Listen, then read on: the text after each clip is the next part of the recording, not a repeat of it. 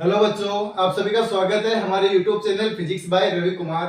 तो आज हम इस वीडियो में बात करने वाले हैं क्लास 12 अध्याय सेकेंड स्थिर विद्युत विभव एवं धारिता से। ठीक है, तो आज हम जो टॉपिक लेके चल रहे हैं उस टॉपिक का नाम है बाह्य विद्युत क्षेत्र में किसी विद्युत द्विध्रुव की विद्युत स्थितिज ऊर्जा।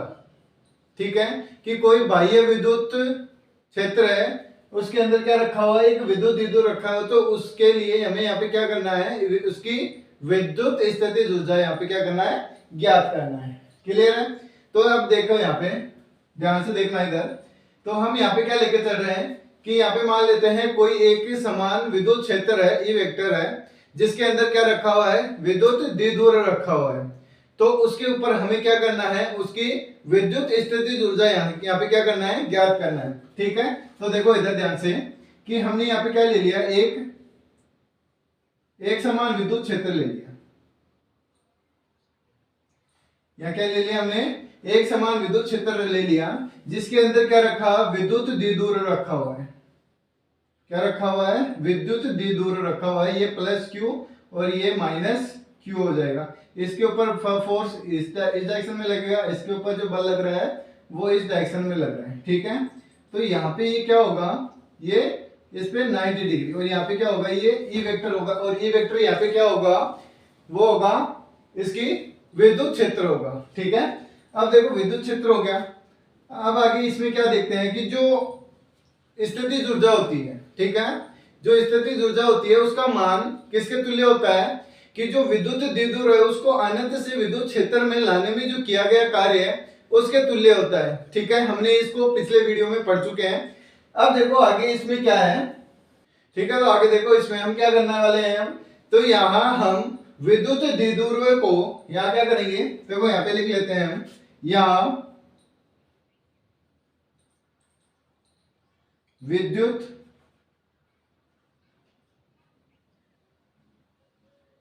विद्युत द्विध्रुव को शून्य ऊर्जा कब होगी, जब थीटा का मान कितना हो, 90 डिग्री। शून्य ऊर्जा कब होगी, जब यहाँ पे क्या होगा, थीटा की वैल्यू कितनी होगी, 90 डिग्री होगी। तब यहाँ पे क्या होगा, शून्य ऊर्जा की स्थिति में, तो शून्य ऊर्जा से किसी कोण थीटा तक घुमाने में किया गया कार्य क्या करना है, हमें यहाँ पे ज्ञात करना है, ज्ञात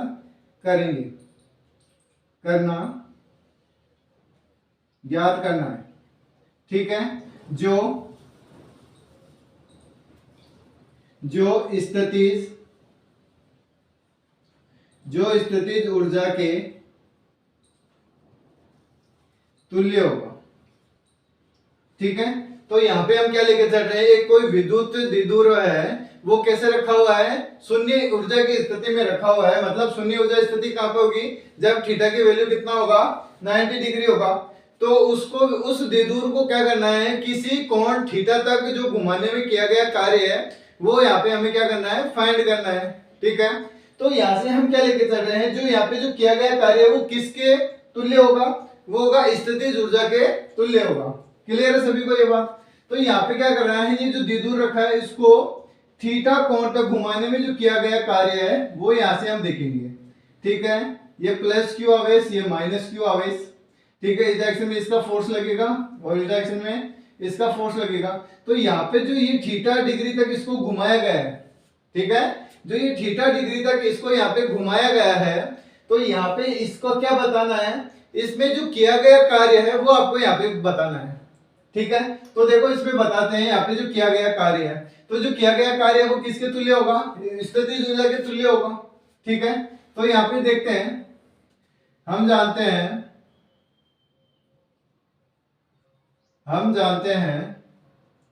एक समान विद्युत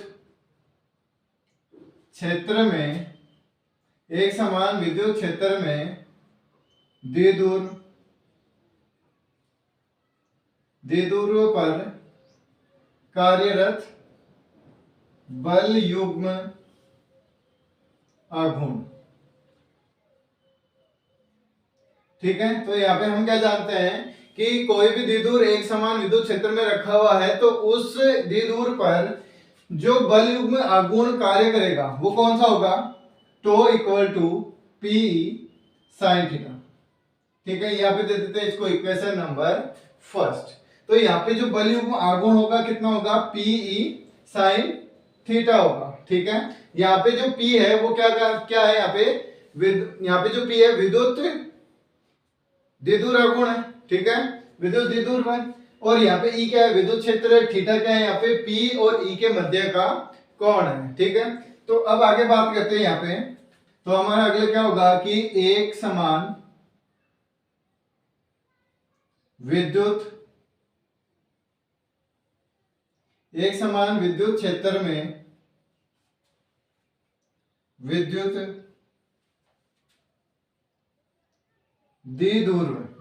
द्विध्रुव को अल्प विस्थापन कितना, डी थीटा देने में किया गया कार्य। तो यहाँ पे क्या करेंगे, जो विद्युत क्षेत्र में रखे विद्युत द्विध्रुव को अल्प विस्थापन डी थीटा देने में जो किया गया कार्य वो कितना होगा, डी डब्ल्यू इक्वल टू तो डी थीटा।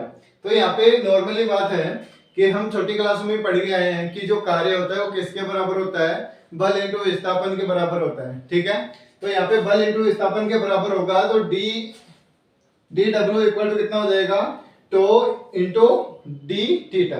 तो यहाँ पे टो क्या है, यहाँ पे बल है, बल युग्म आघूर्ण है, और थीटा क्या है, यहाँ पे डी थीटा विस्थापन है।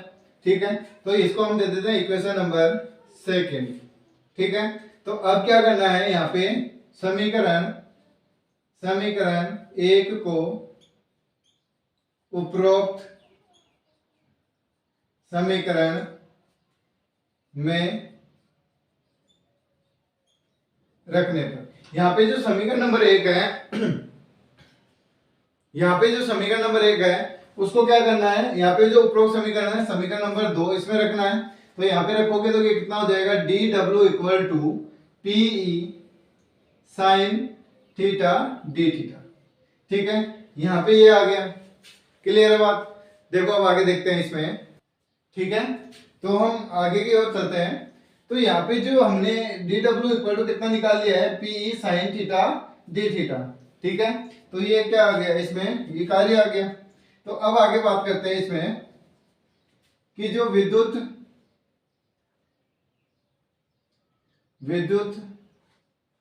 द्विध्रुव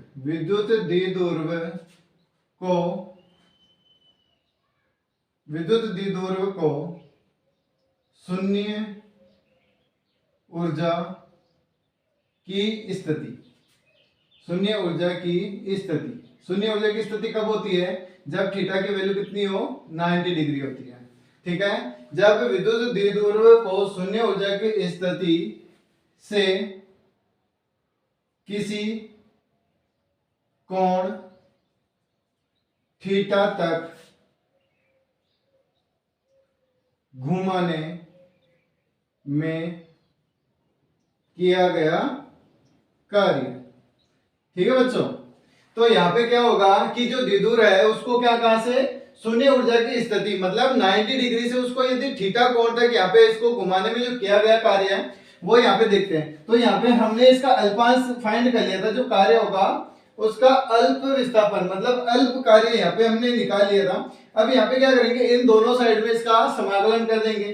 तो समाकलन करेंगे तो यहाँ पे क्या हो जाएगा, समाकलन डी डब्ल्यू इक्वल टू समाकलन कहां से कहां तक करना है, 90 डिग्री से थीटा तक। कहां से करना है, 90 डिग्री से। पहले यहाँ पे क्या होगा, 90 डिग्री से थीटा क्यों होगा, क्योंकि इसमें क्या रखा है कि जो विद्युत द्विध्रुव रखा है, ठीक है, वो कैसा रखा हुआ है, शून्य ऊर्जा की स्थिति में रखा हुआ है। और शून्य ऊर्जा स्थिति कब बनती है, जब थीटा की वैल्यू कितनी हो, 90 डिग्री होती है। ठीक है, तो 90 डिग्री होती है, तो 90 से हमें क्या करना है, थीटा तक इसको क्या जो घूम रहा है इसको जो घुमाने में किया गया कार्य है वो यहाँ पे फाइंड करना है। ठीक है, 90 से थीटा तक हो गया। फिर इसके बाद यहाँ पे कितना आ जाएगा, P E sine theta D theta. Clear है। अब यहाँ पे क्या करेंगे, इस समाकलन डी डब्ल्यू का यहाँ पे समाकलन करेंगे तो कितना आएगा, डब्ल्यू इक्वल टू समाकलन। अब यहाँ पे देखो क्या होगा कि जो पीई है वो क्या है, कांस्टेंट है। पीई क्या है, कांस्टेंट है। तो कांस्टेंट होने की वजह से ये यहाँ पे क्या आ जाएंगे, बाहर आ जाएंगे। तो पीई बाहर आ गया तो यहाँ से कितना आ जाएगा, 90 से थीटा डिग्री तक, और ये कितना हो जाएगा, साइन थीटा डी थीटा। अब यहाँ पे क्या करेंगे, थीटा के सापेक्ष इसका साइन थीटा का क्या करना है, समाकलन करना है। ठीक है, तो इसका समाकलन क्या होता है, साइन थीटा का समाकलन क्या होगा, माइनस कोस थीटा होता है। ठीक है, तो यहां से आ जाएगा W इक्वल टू पीई, और इसका कितना होगा, माइनस कोस थीटा, और इसकी जो लिमिट होगी कहां से कहां तक है, 90 से थीटा डिग्री तक है। तो इसकी लिमिट यहाँ पे होगी। अब देखो यहाँ पे इसकी लिमिट पुट करते हैं, तो लिमिट पुट करने के लिए सबसे पहले कौन सी लिमिट रखेंगे, सबसे पहले जो अपर लिमिट होगी वो यहाँ पे रखते हैं, फिर उसके बाद लोअर लिमिट रखते हैं। ठीक है, तो आगे देखो इसमें, तो अब देखो यहाँ पे क्या करना है कि जो अपर लिमिट है वो वाले रखते हैं। तो ये आ जाएगा W इक्वल टू पीई, ये माइनस बाहर आ जाएगा, तो माइनस पीई, और यहाँ पे अपर लिमिट कितनी है, थीटा है, तो यहाँ पे आ जाएगा cos theta minus cos 90 degree. पहले कौन सी रखी जाती है, अपर लिमिट रखी जाती है, फिर लोअर लिमिट रखी जाती है। ठीक है, तो cos 90 की वैल्यू कितनी होती है, सभी को पता है ना। तो cos 90 की वैल्यू कितनी होगी, cos 90 की वैल्यू होगी कितनी, 0। तो cos 90 की वैल्यू कितनी होगी, 0 होगी। तो ये आ जाएगा W equal to minus P E, और ये कितना हो जाएगा, cos थीटा माइनस 0। ठीक है, cos थीटा माइनस 0 होगा। तो यहां से जो किया गया कार्य है वो कितना आ जाएगा, माइनस पीई cos थीटा, ये आ जाएगा। तो यहाँ पे जो हमें जो कहां से कहां तक घुमाया है, 90 डिग्री से, मतलब शून्य ऊर्जा की स्थिति से उसको किसी कोण थीटा तक घुमाने में जो किया गया कार्य है वो हमने यहाँ पे क्या कर लिया है, फाइंड कर चुके हैं। W equal to minus PE cos theta आ गया। क्लियर है। अब देखो आगे इसमें क्या करते हैं, जो ये किया गया कार्य है, ठीक है, जो ये किया गया कार्य है वो किसके तुल्य होगा, वो स्थितिज ऊर्जा के तुल्य होगा। जो यह किया गया कार्य है वो किसके तुल्य होगा, स्थितिज ऊर्जा के तुल्य होगा। तो यहाँ पे हम लिख लेते हैं इसको, तो यह किया गया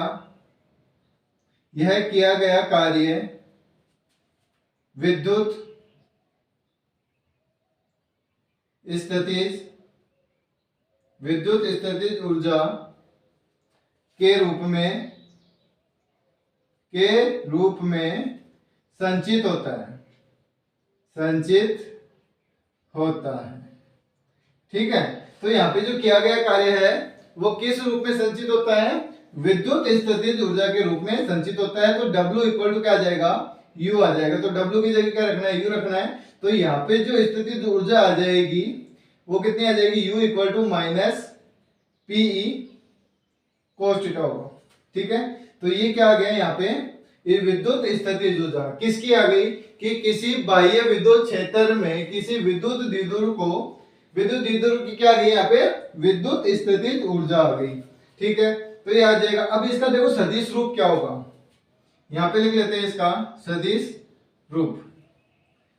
ठीक है, सदिश रूप है। तो सदिश रूप में क्या होता है, जब भी यहाँ पे cos थीटा आता है तो यहाँ पे क्या होगा, डॉट प्रोडक्ट होगा। क्या होगा, डॉट प्रोडक्ट होगा। तो यहां से आ जाएगा U equal to minus P vector dot E vector. तो ये क्या हो जाएगा, इसका सदिश रूप होता है। ठीक है, आई होप कि सभी को समझ में आ रहा होगा। ठीक है, तो यदि कोई डाउट होता है इस सेशन में तो आप इसका कमेंट सेक्शन में आप पूछ सकते हो। क्लियर है।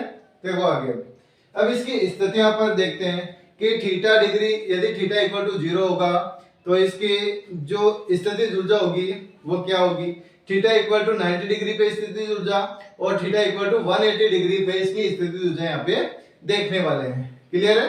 तो देखो आगे, ठीक है, अब इसकी स्थिति देखते हैं। तो स्थिति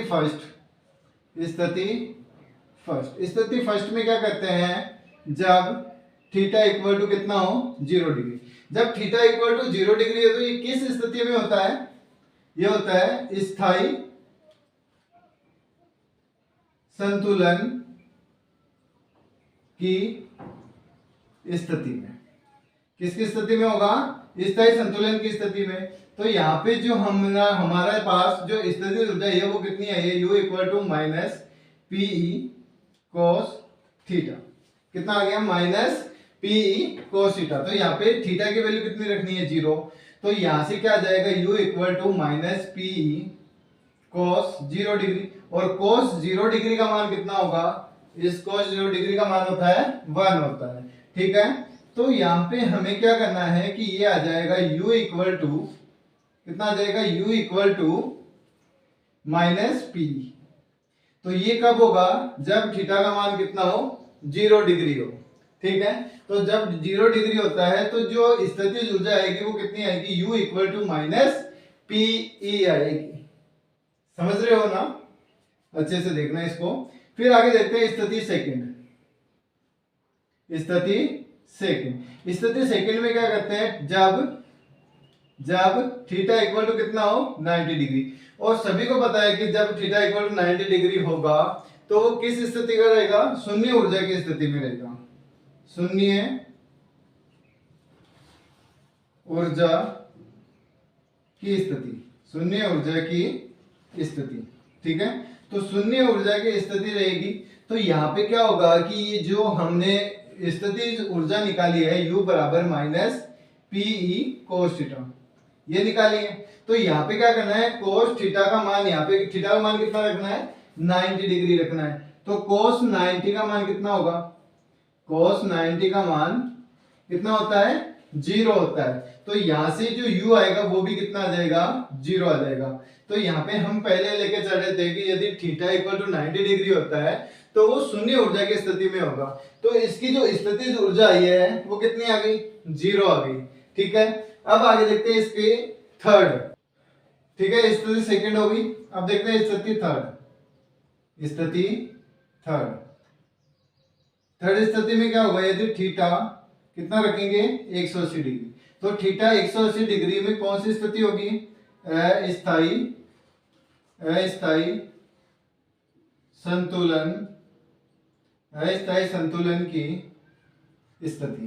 संतुलन की स्थिति होगी। क्लियर है सभी को? तो यहाँ पे रखते हैं जो इसका U इक्वल टू कितना है? Minus P E cos theta. और कोस 180 डिग्री का जो वैल्यू होता है वो कितना होता है? वो होता है -1। तो यहाँ से आ जाएगा U equal to minus P E into -1। तो माइनस माइनस कितना होगा? प्लस होगा। तो U इक्वल टू कितना आ जाएगा? पीई आ जाएगा। ठीक है, क्या होगा यहाँ पे? जब थीटा इक्वल टू कितना रखेंगे? 180 डिग्री रखते हैं तो इसकी जो स्थितिज ऊर्जा होगी वो कितनी आ जाएगी? U इक्वल टू पीई आ जाएगी। ठीक है, आई होप कि सभी को यह सेशन समझ में आया होगा। ठीक है, यदि इसमें कोई भी डाउट होता है तो आप इसका कमेंट सेक्शन में आप पूछ सकते हो। और इसके अलावा यदि आपको ये सेशन अच्छा लगे तो इसको लाइक करो, सब्सक्राइब करो, कमेंट करो, ज्यादा से ज्यादा इसको शेयर करो। धन्यवाद।